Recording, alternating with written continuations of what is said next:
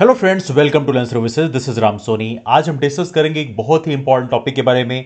यह है हमारे संविधान का 127वां कॉन्स्टिट्यूशनल अमेंडमेंट बिल, संविधान संशोधन विधेयक। ये विधेयक की बात करें, यह है ओबीसी बिल। आज हम बात करेंगे ओबीसी बिल क्या है और क्या अभी जरूरत पड़ गई केंद्र सरकार को कि ओबीसी बिल उन्हें लाना पड़ रहा है। Let's talk about this one. Well देखिए, राइट नाउ पहले ओबीसी बिल के बारे में जान लेते हैं कि बेसिकली मामला है क्या। अभी हाल ही में सुप्रीम कोर्ट ने अभी अपने जजमेंट में, मई का एक जजमेंट है जहां पर उन्होंने कहा कि जो राज्य सरकारें हैं उनके पास में ओबीसी का जो लिस्ट है बनाने का अधिकार नहीं होगा। तो बेसिकली वो जो राज्यों का अधिकार था उसको वापस से रिस्टोर करने के लिए यहां पर केंद्र के द्वारा एक संविधान संशोधन विधेयक लाया गया है। और इसका मतलब यह है कि राज्यों में जो ओबीसी लिस्ट बनेगी वो राज्य भी आइडेंटिफाई कर सकते हैं। देखिए, यहां पर सुप्रीम कोर्ट ने बोल दिया था कि केवल यह अधिकार केंद्र के पास में होगा। मतलब ओबीसी लिस्ट बनानी है वो अधिकार केवल केंद्र के पास में होगा, राज्यों के पास वो अधिकार नहीं होंगे। और लेकिन यहां पर अभी एक अमेंडमेंट लाया गया, इसे बोला गया कि नहीं, राज्यों को भी अधिकार मिलेगा जिसके अंतर्गत वो ओबीसी की लिस्ट को रिवाइज कर सकते हैं। आप बोलेंगे कि केंद्र ने यदि ओबीसी लिस्ट बनाई है तो उससे राज्यों को क्या दिक्कत हो सकती है, या राज्यों को से मतलब राज्य जो है केंद्र जो बोल रहा है उसको फॉलो करना चाहिए।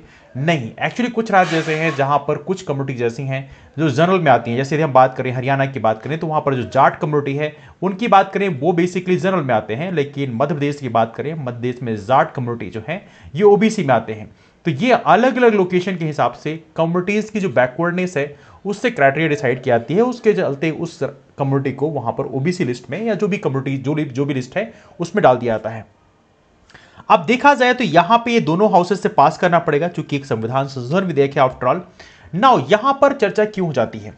वीरेंद्र कुमार जो हैं हमारे as of now union minister हैं, केंद्र के मंत्री हैं सोशल जस्टिस एंड एम्पावरमेंट के, और इन्होंने 127th बिल को यहां पर लाया है। देखिए, इस टॉपिक में मैं कंप्लीट डिस्कस करूंगा तो आप लोग अंत तक देखिएगा, बहुत सारी चीजें आपको इन्फॉर्मेशन मिलेगी। नाउ ये चर्चा बनता है कि आखिर केंद्र सरकार इतना झुकाव क्यों रखती है ओबीसी के प्रति, आखिर ओबीसी के प्रति इन्हें कितना लगाव है। वेल देखिए, आपको पता होना चाहिए, बहुत इंपॉर्टेंट बताना चाहता हूं, इस समय होने वाले हैं उत्तर प्रदेश में इलेक्शन, और ओबीसी आरक्षण वैसे भी काफी चर्चा में है। क्यों? क्योंकि अभी केंद्र सरकार ने जो नीट में आरक्षण देना था, नीट में जो केंद्र का जो कोटा है उसमें ओबीसी को आरक्षण देने से मना कर दिया था। मतलब नीट में ओबीसी को रिजर्वेशन ही नहीं दिया गया था केंद्र के कोटे में, और कहीं ना कहीं ये बहुत बड़ा ब्लंडर था। और इसको बाद में ओबीसी जो समाज के लोग हैं, ओबीसी के जो लीडर्स हैं, उन्होंने प्रोटेस्ट किया, और उनके प्रोटेस्ट के बाद प्रॉपर तरीके से नीट में केंद्र सरकार ने बोला ठीक है हम दे देते हैं। एक तो मुद्दा, एक तो केंद्र सरकार ने वहां पर ओबीसी के साथ एक बहुत बड़ा ब्लंडर कर दिया था। दूसरा बहुत बड़ा ब्लंडर यह है कि ओबीसी का जो रिजर्वेशन है हमारे देश में 27% दिया गया है, लेकिन कुछ राज्य सरकारें ऐसी हैं जिन्होंने मात्र 14% दिया है। उसमें मध्य प्रदेश भी एक राज्य सरकार है जिसने मात्र 14% दिया था, लेकिन इसके पहले की जो गवर्नमेंट है उन्होंने 27% ओबीसी को दिया था। लेकिन अब प्रॉपर तरीके से यहां पे संवैधानिक अड़चने लाने की बात हो रही है। इंदिरा साहनी केस से बोला गया था कि 50% से अधिक रिजर्वेशन नहीं दिया सकता कास्ट के आधार पर। मैं फिर बोल रहा हूं, कास्ट के आधार पर 50% रिजर्वेशन क्रॉस नहीं हो सकता। इंदिरा साहनी जजमेंट में प्रॉपर्ली बोला गया था। अब देखिए, हमारे मध्य प्रदेश की बात करें तो मध्य प्रदेश में ओबीसी के लिए, चूंकि एससी और एसटी की आबादी ज्यादा है, अब एससी को यहां पे 16% रिजर्वेशन दिया गया, एसटी को यहां पर 20% रिजर्वेशन दिया गया। अब ओबीसी के लिए केवल यहां पे 14% बचता है, और इसके चलते ओबीसी को 14% दिया गया था। लेकिन मध्य प्रदेश में ओबीसी की आबादी लगभग 50 से 51% के आसपास में है, लेकिन इसके बावजूद भी मध्य प्रदेश में ओबीसी को आरक्षण केवल 14% मिला है। आपके सामने क्वेश्चन होगा कि एससी और एसटी को उनकी आबादी के आधार पर रिजर्वेशन मिलता है, लेकिन ओबीसी को कभी भी आबादी के आधार पर रिजर्वेशन क्यों नहीं मिलता। देखिए, बहुत ही बढ़िया क्वेश्चन आपके दिमाग में चल रहा है। देखिए, हमारे देश में schedule caste schedule tribe reservation जो है वो जनसंख्या के आधार पर दिया जाता है, और प्रॉपर्ली संविधान में प्रोविजन लिखे हुए हैं कि शेड्यूल कास्ट और शेड्यूल ट्राइब का रिजर्वेशन जनसंख्या के आधार पर ही दिया जाएगा।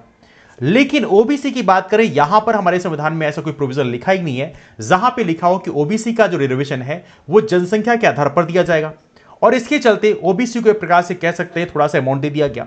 ना क्वेश्चन मार्क क्रिएट होता है, आखिर क्या ओबीसी को जनसंख्या के आधार पर रिजर्वेशन दिया जा सकता है? यस, दिया जा सकता है, ये बिल्कुल सही है। ओबीसी को भी जनसंख्या के आधार पर रिजर्वेशन दिया जा सकता है, लेकिन इसके लिए जरूरी है कि केंद्र सरकार जो अपनी जनगणना कराती है, देखिए जो सरकार केंद्र सरकार जनगणना कराती है बोलते हैं सेंसस, और इस सेंसस की बात करें हर 10 साल में होता है। तो केंद्र सरकार जो जनगणना कराती है हर 10 साल में, उसमें शेड्यूल कास्ट और शेड्यूल ट्राइब की जनसंख्या की गणना की जाती है, और साथ में इनका क्या प्रोग्रेस हुआ इसका भी असेसमेंट होता है। लेकिन केंद्र सरकार केंद्र सरकार बहुत ही होशियारी से यहां पर कभी भी ओबीसी की जनगणना नहीं कराती। ओबीसी की आबादी पुराने सेंसस के हिसाब से 52% था, लेकिन राइट नाउ केंद्र सरकार जो है ओबीसी का सेंसस कराती नहीं है, और इसके चलते ओबीसी ये डिमांड ही नहीं कर पाता है कि बेसिकली उसकी जनसंख्या के आधार पर रिजर्वेशन मिलना चाहिए। और इसके लिए केंद्र सरकार को, यदि केंद्र सरकार वाकई ओबीसी रिजर्वेशन के लिए प्रतिबद्ध है और चाहती है, तो केंद्र सरकार को ओबीसी का भी जाति आधारित जनगणना कराना चाहिए, जिससे पता चल पाएगा कि देश में ओबीसी की आबादी कितनी है और उसका बेसिकली कितना रिप्रेजेंटेशन है, मतलब उसका कितना प्रतिभाग, कितना उसको भाग मिलता है। यदि इसको करा दिया जाए तो रिजर्वेशन के सारे मुद्दे इनसे सॉल्व हो जाएंगे। लेकिन केंद्र सरकार बहुत ही होशियारी वश यहां पर कभी भी जाति आधारित जनगणना नहीं कराती, और यदि कराती भी है तो उसका डेटा कभी रिवील नहीं करती है। कहीं ना कहीं केंद्र सरकार की जो मंशा है वो यहीं पर बेसिकली करप्ट हो जाती है। नाउ यहां पे क्वेश्चन बनता है कि 127th बिल जो लेके आ रहे हैं, यहां पर कई सारे जो राज्य हैं वहां पर ओबीसी की जो लिस्ट है उसको मॉडिफाई करने का अधिकार राज्यों को देने की बात की गई है। ये बेसिकली यहां पर है, तो बहुत बड़ी यहां पर रूलिंग नहीं है, लेकिन फिर भी राज्यों को दिया जाएगा। तो कुल मिलाकर कह सकते हैं कि जो सेंट्रलाइजेशन टेंडेंसी है वो थोड़ा सा डिसेंट्रलाइज होगी। लेकिन फिर भी अभी मैं कहूंगा अभी बहुत बड़ा ब्लेंडर है, क्योंकि ओबीसी का जो रिजर्वेशन है वो मध्य प्रदेश में सिर्फ 14% है। 27% दिया गया था, लेकिन वहां पर देखा जाए तो यहां पे जो हमारे वकील हैं जो राज्य सरकार के हैं वो भी ओबीसी रिजर्वेशन का कोई बहुत ज्यादा अपना दावा प्रस्तुत नहीं करते, और इसके चलते उसमें स्टे लगा दिया गया और 13% जो रिजर्वेशन है वो होल्ड में डाल दिया गया। तो कहीं ना कहीं यहां पर यह मामला काफी बड़ा है। लेकिन एनीवे ये पॉइंट हमने डिस्कस कर लिया ओबीसी रिजर्वेशन के बारे में। अब चलिए इस पॉइंट को हम डिस्कस करते हैं। 127th बिल की बात करें तो इसका पर्पस क्या है? ये बेसिकली सुप्रीम कोर्ट की जो रूलिंग थी मई में दी गई थी, वहां पर उसको बाईपास कर देगा, और यहां बोले जाएगा कि सोशली और एजुकेशनली जो बैकवर्ड क्लासेस हैं, सामाजिक और जो बेसिकली शैक्षणिक रूप पे जो पिछड़े हैं, उनकी जो लिस्टिंग बनाने का अधिकार ये राज्यों को भी दे दिया जाएगा। अब देखा जाए तो हमारे संविधान में कुछ प्रोविजंस हैं, कुछ आर्टिकल्स हैं, जैसे आर्टिकल 15(4) है, आर्टिकल 15(5) है, 16(4) है। ये देखा जाए तो किसी भी राज्य को ये अधिकार देते हैं कि सोशली और एजुकेशनली बैकवर्ड क्लासेस की जो लिस्ट है उसको तैयार कर सकते हैं। ठीक है, अब यहां पे देखें तो सेपरेट ओबीसी लिस्ट जो है यहां पर केंद्र और राज्यों के बीच में एज ऑफ नो चल रही है, क्योंकि कुछ राज्यों में ऐसा है कि वहां पर वो कम्युनिटी जो है वो ओबीसी में आती है, लेकिन केंद्र की लिस्ट में ओबीसी में नहीं आती। जैसे यदि हम जाट कम्युनिटी की बात करें तो जाट कम्युनिटी जो है बेसिकली हरियाणा में जनरल में आता है, लेकिन यदि मध्य प्रदेश की बात करें मध्य प्रदेश में ओबीसी में आते हैं। यदि राजस्थान की बात करें, राजस्थान में जाट हैं वो बेसिकली ओबीसी में आते हैं, लेकिन भरतपुर का रीजन है वहां पे वो जनरल में आते हैं। तो ये बेसिकली अलग अलग लोकेशन के हिसाब से डिसीजन होता है। तो इस प्रकार से कई सारे राज्यों को ये सेपरेट अधिकार मिलता है। नाउ 102nd अमेंडमेंट की बात करें, संविधान में जो 102वां संवैधानिक संशोधन था, जिसके अंतर्गत national commission of backward class गठन किया गया, इसे बोलते हैं राष्ट्रीय पेशा वर्ग आयोग की बात करें तो इसकी बात करें तो यहां पर दो आर्टिकल इंसर्ट किए गए थे। एक तो आर्टिकल 338B, इसे बोला गया था कि national commission of backward class गठन आर्टिकल 338B के अंतर्गत किया जाएगा, और इसके चलते national commission of backward class को एक संवैधानिक दर्जा दे दिया गया। और एक और आर्टिकल था आर्टिकल 342A। अब यहां पर देखा जाए तो यहां पर दो क्लॉज भी ऐड किए गए। ठीक है, अब आर्टिकल 338B की बात करें, डिस्कस कर लिया हमने। National commission of backward class का क्या स्ट्रक्चर होगा, क्या ड्यूटीज होंगी, क्या पावर्स होंगे, ये उसमें डाला गया। हालांकि national commission of backward class पहले स्टैट्यूटरी स्टेटस में था, एक सांविधिक दर्जा था, लेकिन अब उसको संवैधानिक दर्जा दे दिया गया। लेकिन आर्टिकल 342A की यदि हम बात करते हैं तो यहां पर बोलता है कि यहां पर प्रेसिडेंट राज्यपाल की कंसल्टेशन के बाद में यहां पर सोशली और एजुकेशनली बैकवर्ड क्लास में कौन कौन आएगा, इसको यहां पर आइडेंटिफाई करने का काम करेगा। तो ये बेसिकली यहां पर आर्टिकल 342A में प्रोविजन डाला गया। नाउ अमेंडमेंट की बात करें तो यहां पर ये जो अमेंडमेंट था जो भी किया जा रहा है 127th अमेंडमेंट, 127वां संवैधानिक संशोधन विधेयक, इसकी बात करिए जरूरी क्यों है? क्योंकि यहां पर जो राज्य हैं, राज्य सरकारें हैं, उनको भी स्टेट लिस्ट ओबीसी की बनाने का ये अधिकार प्रदान करेगा। तो कहीं ना कहीं ये अमेंडमेंट काफी इंपॉर्टेंट है, जो चूंकि यहां पे सुप्रीम कोर्ट ने इंटरप्रिटेशन किया था और उसके चलते उन्होंने राज्यों के जो अधिकार हैं उसको खत्म कर दिया था। अब देखिए, स्टेट लिस्ट यदि एबॉलिश कर दी जाए, यदि मान लीजिए अमेंडमेंट नहीं किया था, सुप्रीम कोर्ट ने तो एक झटके में एबॉलिश कर लिया, उन्होंने इंटरप्रिटेशन कर लिया, लेकिन स्टेट लिस्ट वाकई में एबॉलिश कर दी जाए, हटा दी जाए और बोला जाए स्टेट को अधिकार नहीं मिलेगा, तो एज ऑफ नाउ हमारे देश में लगभग 671 ओबीसी कम्युनिटीज हैं, इनको रिजर्वेशन का बेनिफिट एजुकेशनल इंस्टीट्यूशंस में और अपॉइंटमेंट में, मतलब जॉब में नहीं मिलेगा। तो कहीं ना कहीं हमारे ओबीसी कम्युनिटी की यदि हम बात करें तो लगभग 1/5वां हिस्सा जो है इससे अफेक्ट होगा। यह भी बड़ा कंसर्न है। नाउ ये मामला आखिर इतना चर्चा में क्यों हुआ? आखिर सुप्रीम कोर्ट को ऐसा क्या हो गया कि सुप्रीम कोर्ट ने अचानक से बोला कि नहीं, राज्यों को यह अधिकार नहीं है कि वो स्टेट लिस्ट तैयार कर पाए।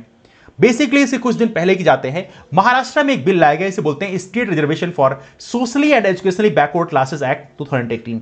तो महाराष्ट्र सरकार के द्वारा ये एक बिल लाया गया। महाराष्ट्र की बात करें, एज ऑफ नाउ वहां पर शिवसेना की सरकार है, कांग्रेस, नेशनल कांग्रेस पार्टी और इंडियन कांग्रेस जो है उनके घटक दल हैं। अब यहां पे देखें तो महाराष्ट्र सरकार ने ये एक बिल लाया गया, socially and educationally backward class act 2018, और इसके चलते बेसिकली यहां पर यह मामला फिर गया सुप्रीम कोर्ट में। 5 मई को जजमेंट सुप्रीम कोर्ट ने सुनाया। अब यहां पे देखा है तो ये कोटा जो है, ये जो रिजर्वेशन दिया गया था मराठा कम्युनिटीज को, ये पहले चैलेंज किया गया कहां पे, हाई कोर्ट में। हाई कोर्ट में जब चैलेंज किया गया तो पिटिशनर ने क्या बोला, पिटिशनर ने कहा कि चलो ठीक है भैया, इन्होंने बेसिकली इंदिरा साहिनी केस जो है 1992 का, मतलब कितने साल पुराना केस है, उसी को अभी भी रेफरेंस हम ले रहे हैं। तो वहां पर उन्होंने बोला कि वहां पर 50% की लिमिट डाली थी और बोला गया था कि एक्सेप्शनल केस नहीं है तो वहां पर आप इस लिमिट को क्रॉस नहीं कर सकते। ये बेसिकली इंदिरा साहिनी केस 1992 में बोला गया था।